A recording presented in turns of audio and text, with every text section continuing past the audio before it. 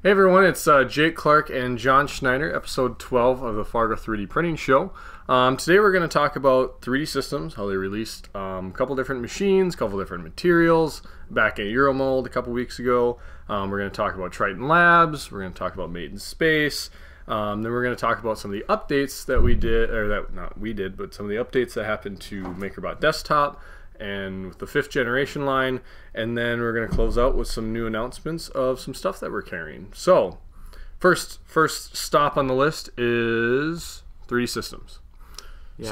So they had a pretty big showing at EuroMold in Frankfurt, Germany. I think that's where it was. I'm looking it up here. So anyway, it's in Europe, hence the name EuroMold. So some of the stuff that they released, a really big one is a new metal printer. So I think this printer uses X400. Yeah, so the Pro X400. This has a build envelope of just under 20 by 20 by 20 inches. So that's pretty massive when you're considering that you have that entire build envelope to build something metal in. So the machine itself is huge. So that build envelope is 20 by 20 by 20, but the machine that holds it is the size of a small room. I mean, think along the lines of early computers. I mean, we're talking that size. It's not a small, not a small machine at all. But I mean, for someone in your living room, right? But I mean, for someone who needs something of that size, I mean, it's a perfect thing to have. Well, yeah, I mean, it's a production unit. It's not your everyday. Everyday printer. It's a production grade machine. So if you look at injection molding machines, those take up a giant room as well. I mean, it's a small living room for some folks, or a small apartment for some people, right? Or as big as some of these injection mold machines are. So right. So that was one of the machines they announced. Another machine. So this is more of an update on the material side, not a new machine, but their Project 1200. Project 1200, which is SLA. So that's SLA. So, or as they call it, micro SLA. So it uses not a UV laser, but it uses DLP projection. So it's a $4,900 unit, pretty small build envelope. It's about a little over 1 inch by 1.5 inches by about 5.5 inches tall, but it's able to do stuff in really fine resolution. Now, before they only had one material. It was called Visijet Green. So okay, it's a green color. You could use it for casting applications, that's fine, but they've now released 5 additional materials. So one is a transparent material. There's another more waxy material used for investment casting. There is a sort of an industrial gray looking piece. So the industrial gray color is great for just doing a prototype, and if you're going to be doing any painting or anything like that, so you can really see what the model looks like. So if you do any work with miniatures, tabletop gaming, it's really going to be a good machine, really good material for doing something like that. And then there's a gold colored material, so it actually has little gold flakes in it, colored flakes. So they have a gold version and a silver version. So people doing jewelry, if you're trying to just have a concept model before you go and actually cast any jewelry out of metal, now you can show your customers, hey, this is what it's going to look like. And instead of having that green color, now you can really have that gold color to it, so they can get a better idea of how it's going to actually look on their finger. Or yeah, I mean, that's really neat to see that, because I mean they had one color starting out, which it was all right, but I mean that's one thing that 3D printing is getting into, is more materials. So we're going to see a lot more materials, and not only FDM, what we see now, but a lot more materials in the SLA, the micro SLA, and things like that. So they also announced 2 other machines: the Pro X800 for fab grade SLA production, and the Pro X500 Plus SLS machine. I don't know if you know. I think the 500 Plus. So on the SLS, it was more of a speed improvement. So they have an upgrade kit for like if you already have an SLS machine. That's pretty much all I know. I don't know a ton of details about it. And then what was the other one? The Pro X800, precision geometries and capacity with higher volumes for parts, so bigger build volume. I'm not sure what the actual specs are. They don't say here. Right. But I mean, those are the big announcements from 3D Systems. Yeah. So I mean, that stuff like this just reinforces the fact that in 3D printing, you have on the desktop side, machines are getting smaller, less expensive, more materials, but also on the other end of the spectrum, you have machines getting much larger, more build capacity, more capabilities, but also being more expensive. So you have really sort of a divergence where, here you have everything on the low end, everything on the high end, and it just keeps getting spread further and further apart. So there's a lot of room in the middle for different people to do stuff. Yeah. So, but yeah, so that's the 3D Systems EuroMold stuff. What's the next Triton Labs. Triton Labs is what we're going to talk about next. So last week I alluded to John and I talking about Triton. So back in Nashville we announced Triton Labs. So what that is an online training platform for CAD and 3D printing. So the idea is you go online, you go and you learn about CAD. You take different tracks down to learn a certain thing. Same with 3D printing. If you want to learn how to use a MakerBot 5th Gen, you want to learn how to use a Rep 2, maybe you want to learn how to change out parts or upgrade. There'll be those different things in there, and it's really geared towards education so that they can really run with the technology. Because the big point we've been seeing is that the students want to use the technologies, the teacher wants to use the technologies, but they don't have the background in CAD. They don't know how to use CAD.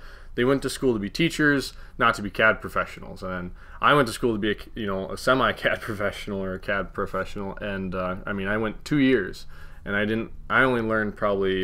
only scratched the surface of what Inventor could actually hold in SolidWorks and Revit and all those different softwares. Right. I mean, they're very powerful. So the goal of this is really to help teachers get up and running with 3D printing more quickly, and that'll enable more students to have hands-on time with 3D printing, which hopefully will lead to more interest in STEM-related fields.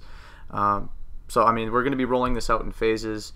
It's probably looking like probably midwinter before we start rolling out the open beta. And then from there, we'll just have more announcements as more things get solidified. Yeah, and we'll have different releases. We haven't set a release date yet for how often we do the releases, but that's the nice thing with this is that we can add more content versus just having just one piece of content. We'll always be improving, always adding things, and taking feedback. So sign up for the beta. It's on our website, tritonlabs.co. Yep. Sign up for that.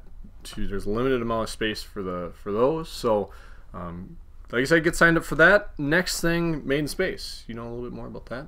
So Maiden Space had a pretty big announcement this week. Well, actually, probably a couple of weeks ago now. They successfully printed the first part in space. So, I mean, we've kind of taken a new step as far as where we're at in history. No longer do we just manufacture things here on Earth, but we've had the first object manufactured while it's in space. So taking it from raw material to finished product while it's not on Earth is kind of a big deal. Being able to have this ability in space means that you don't need to have a completed part, build it, and in many cases overbuild it here on Earth so that it can survive the G-forces that it takes to get up into space, and the added weight that has means that there's more fuel costs, so it costs more to get it up into space, and it might be a tool that never gets used. You might think it's going to get used, but with 3D printing you'll be able to print parts and tools as you need them instead of having to bring everything up. So this should lead to less expensive space travel, and also I think it's really laying the groundwork for us to start launching a space mission from within space. So instead of having to go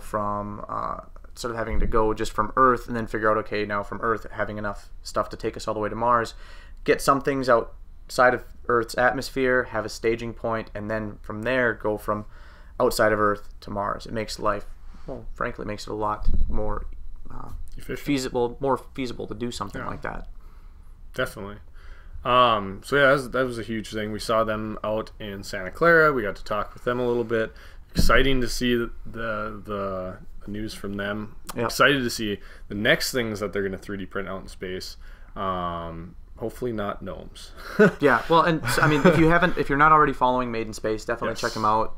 Hit them up on Facebook and Twitter. I think they're on YouTube. I'm not sure. They might have some stuff on there, but definitely check them out. It's a really cool company to be following. Just really cool stuff going on as far as kind of moving mankind that next step forward. So.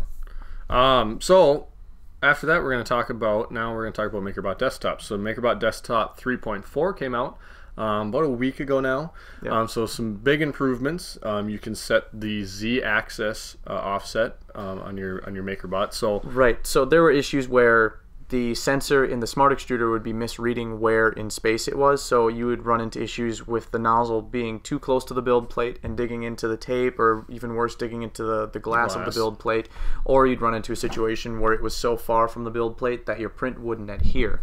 So this allows you to now manually set that, which is, I mean, they should have had that from the beginning. I mean, it's hopefully they come out with a different version of the Smart Extruder, but as it is right now, it's a good band-aid to put on that problem. Other things that they were working to improve, they're trying to improve the slicing so that there's a better one-to-one movement between the actual extruder, so where the extruder's at in space and where it's actually extruding filament. So hopefully that should lead to some performance increases. Yes. We've printed a couple things on the Mini so far. It looks like there's still some issues with partially clogged extruders. So again, hopefully that's something that they get ironed out over time. But still, the software goes a long way toward making having a MakerBot 5th generation printer a lot more usable. Yeah, so we see that they're getting there. It's just going to be a little bit longer than initially anticipated. So at some point they'll get there.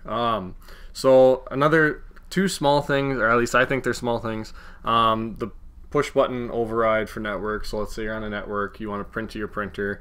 You're 5 classrooms away, so you hit print. It goes to the printer. Normally you'd have to walk down, press the button, and then it would then start printing. Well, now what you can do is you can actually override that. So if you know that the platform's clear, you can just hit print, and it'll print right from right from that room. You don't even have to walk down there. Right. Another thing, little small thing is you can post your picture of your print to Thingiverse right from the end of it. Not a huge thing, but something kind of cool. I don't know if this is a big thing. You're more of a network person than I am. You can actually apply a static IP address to the printer now. Well, something which should have been possible from the very beginning, but it is really handy. So that way, if you need to remote into the printer to just check on the progress of a print, you don't need to worry about your router assigning it, using DHCP to assign it a dynamic IP address. So if it's dynamic, it's going to be changing from time to time. It's not a reliable IP. So now being able to set it to static is kind of a big deal. So now if you wanted, you could have you could have a bookmarks that if you're administrator of, say, 5 different printers, you can have a bookmarks folder that has each of those 5 machines bookmarked and being able to go into the printer that way. Yeah, we don't use the network here. We print right from the USB stick. We find that the most useful. But so yeah, that's the big announcements out of MakerBot. So hopefully we'll see even more announcements coming out of them in the near future. Hopefully at CES they'll come out with something. Yeah. So I don't know if we've covered this before, but both Jake and I will be going to CES in January. We'll be having a camera with us, so we'll be able to get. We're not going to be as good as Eric is getting video stuff done, but we'll at least have we'll be able to take pictures, get video of any new machines or any new releases or updates in person, and then after CES we'll have kind of we're going to have a lot more video to upload it, just beyond what we normally do for the podcast. So we'll probably break it down into a few different sections, or even hey, this is what this booth had, or maybe just each day maybe we'll review about what we've learned or what we saw, and then have like a little video of what we've seen that day. So do something neat and fun. So we'll have Eric do that for us. And this way we'll be able to get hands-on time with some of the machines. So for example, last year 3D Systems released they announced a lot of new machines. Yes. For example, their ChefJet food printer, SaraJet, their ceramics printer. They said that they're going to be releasing by the end of this year. Still really no word on that, so hopefully we'll have more time to actually December 31st. to actually see the machines and understand more how they work, so that we can bring that info to you guys. Yeah. So speaking of new printers, we've actually we added one line last week before Thanksgiving. We added the Type A machines, which is you can use a lot of different filaments with it. I think it uses Cura as the slicing software. So just to correct you on the filaments. So there you go. Primarily prints in PLA, but it can also print in a carbon nanotube filled PLA. So very stiff, very robust parts. This machine has a build capacity of about 12 by 12 by 12 inches. Really sleek looking machine, very robustly built, has an all metal hot end in the extruder, and has a lot of network capabilities built into it. It has a version of Cura specifically for it, which is really handy. Cura is a great slicer. We use it for lull spot stuff. So yeah, we've been very satisfied with that. So it's going to be exciting to have that printer in-house. And just being able to carry that line, they've been making a lot of progress. So. Yeah, and it, like you said, it's a sleek looking machine, and yeah, it looks very professional. Now it doesn't have a heated bed, but I mean that's why it prints primarily in ABA or in PLA, but it prints very, very, very well in PLA.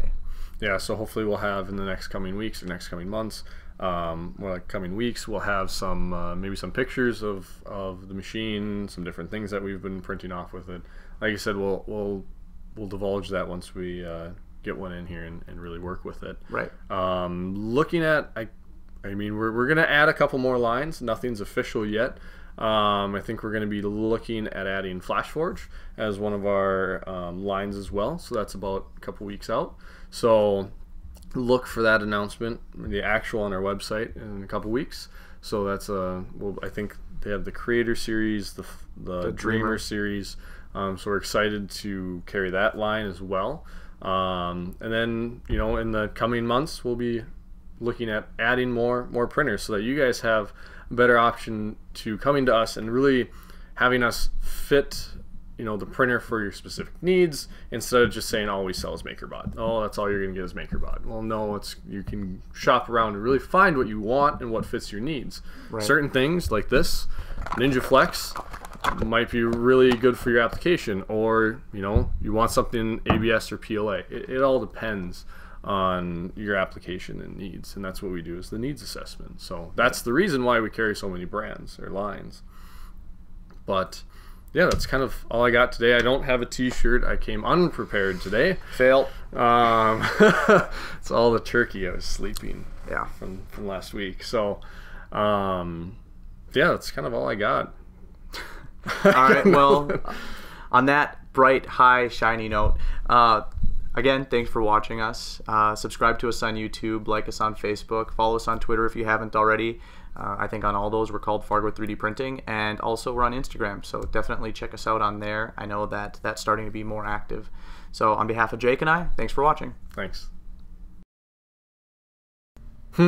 Don't say this is going to be short.